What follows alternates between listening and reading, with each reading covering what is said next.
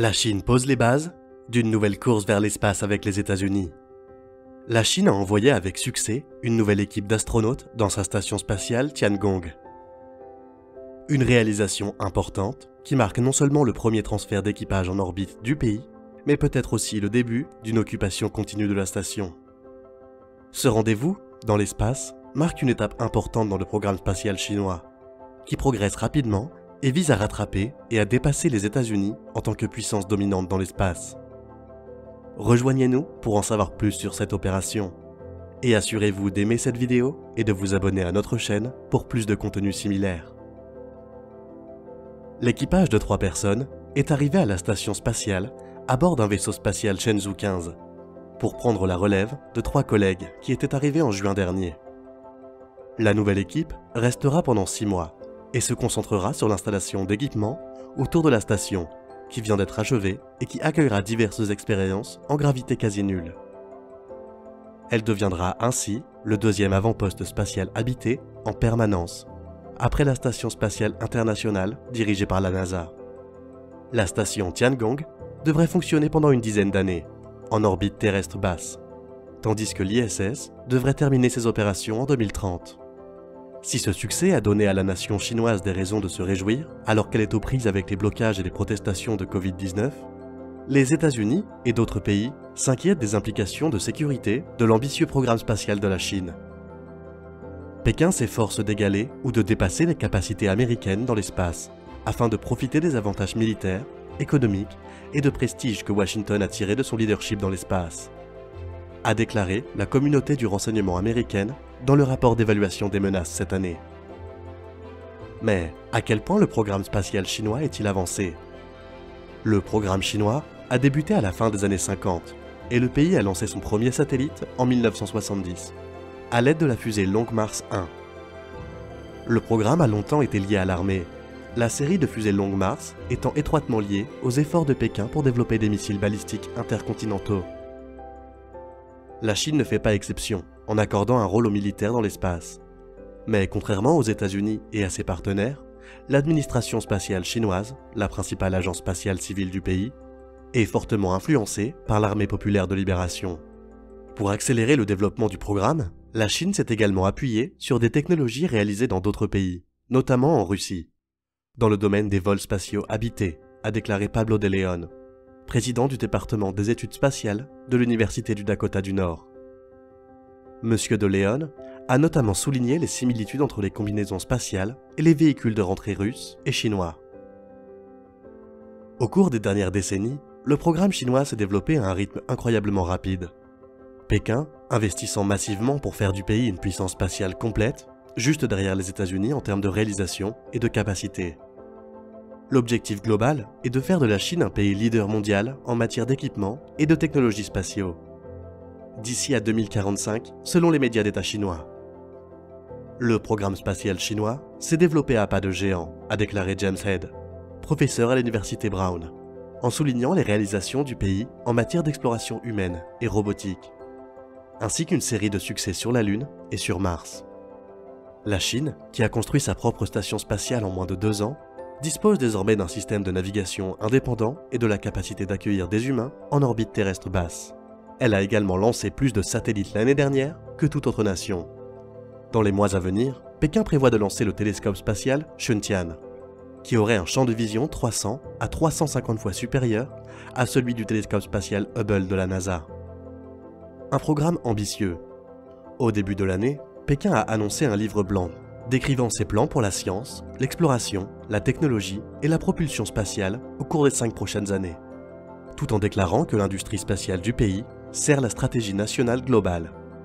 Le document présente un large éventail de priorités pour les vols spatiaux, notamment la modernisation et l'extension des lanceurs, la mise en place de constellations de satellites, l'exploitation de la station spatiale Tiangong et la planification d'alunissage en équipage, ainsi que l'exploration de la Lune, de Mars et au-delà. L'auteur et chercheur indépendant Namrata Goswami a déclaré que l'objectif du programme spatial chinois est d'exploiter les ressources, y compris l'exploitation de mines d'astéroïdes, l'extraction de ressources lunaires, la fusion nucléaire et les fusées réutilisables, tout en établissant une présence stratégique sur les points de Lagrange de la Lune terrestre, c'est-à-dire les positions dans l'espace où la gravité et la force centrifuge s'équilibrent. M. Goswami a également déclaré que le programme spatial de la Chine a modifié le récit de l'espace, qui est passé de la guerre froide et de concepts occidentaux tels que « l'espace est une question de prestige » à la démonstration que l'espace est une question d'avantage économique. Pékin a annoncé plusieurs projets ambitieux pour les années à venir, notamment la collecte d'échantillons d'astéroïdes géocroiseurs et la réalisation de 2 missions d'exploration polaire lunaire d'ici à 2025. Elle prévoit également de lancer une mission de retour d'échantillons sur Mars, d'envoyer une sonde non habitée sur Jupiter et de faire atterrir les astronautes sur la Lune d'ici à 2030. Le pays souhaite aussi mettre au point des fusées porteuses réutilisables d'ici à 2035, afin d'établir une base de recherche sur la Lune, d'abord robotisée, puis avec équipage par intermittence, d'ici à 2036, et une base sur Mars d'ici à 2045. Cette dernière pouvant bénéficier des projets de la Chine de construire une navette spatiale à propulsion nucléaire d'ici 2040. Mais comment la station spatiale Tiangong peut-elle figurer dans ces plans? Bien que sa masse ne représente qu'environ 20% celle de l'ISS, les experts estiment que Tiangong servira non seulement de plateforme pour les expériences scientifiques dans l'espace, mais aussi d'outil de puissance douce, de prestige et potentiellement de moyens d'attirer les partenaires pour la coopération spatiale. M. Bingen a déclaré que l'achèvement de la station démontre que la Chine est une puissance spatiale dotée des avancées techniques, des compétences opérationnelles et des ressources nécessaires pour assurer une présence humaine à long terme dans l'espace, ajoutant que cette avancée intervient dans un contexte d'incertitude quant à l'avenir de l'ISS. En outre, le Tiangong permettra à la Chine de mettre en place un système logistique complet en orbite terrestre basse, y compris les transferts de cargaisons essentiels au maintien de la vie loin de la Terre. Selon M. Goswami, certaines des technologies les plus critiques pour un programme spatial concernent la capacité à s'amarrer et à se retrouver de manière autonome, à accomplir des manœuvres et à s'assembler dans l'espace, des éléments que la Chine souhaite continuer à tester et à améliorer. Mais ce qui est peut-être plus important, c'est que l'occupation permanente implique que la Chine poursuivra son objectif stratégique de dominer l'espace entre la Terre et la Lune, tout en formant et en équipant des personnes pour vivre dans l'espace. Cela permettra d'obtenir des informations stratégiques sur la biologie spatiale, la météo spatiale et les effets à long terme des longs séjours sur le corps humain. Enfin, une présence soutenue dans l'espace permettra également aux responsables chinois de se préparer à faire atterrir des astronautes sur la Lune et de rivaliser avec le programme Artemis de la NASA. Alors, pourquoi ces problèmes de sécurité?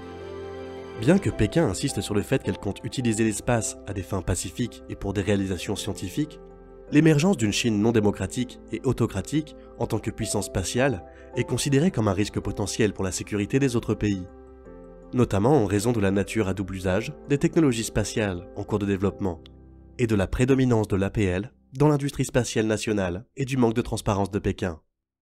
Selon M. Bingen du CSIS, ces préoccupations sont aggravées par les lois nationales sur le renseignement. Ces derniers obligent les entreprises civiles et commerciales à soutenir les efforts de collecte de renseignements et par la stratégie de fusion civile-militaire du Parti communiste chinois au pouvoir qui estompe toute distinction entre les programmes spatiaux militaires et civils. M. Bingen a déclaré que Pékin met également en place une vaste gamme d'armes anti-satellites terrestres et spatiales, y compris des missiles comme celui testé en 2007, qui a créé de dangereux débris orbitaux qui resteront en orbite et menaceront à la fois nos stations spatiales et d'autres satellites pour les décennies à venir. Ces préoccupations ont été confirmées par la communauté du renseignement américain dans le dernier rapport d'évaluation de la menace. Le rapport indique que les opérations de contre-espace font partie intégrante des campagnes militaires potentielles de l'APL, et que la Chine dispose des capacités d'armes de contre-espace destinées à cibler les satellites américains et alliés, avertissant que l'armée chinoise intègre également des services spatiaux, tels que la reconnaissance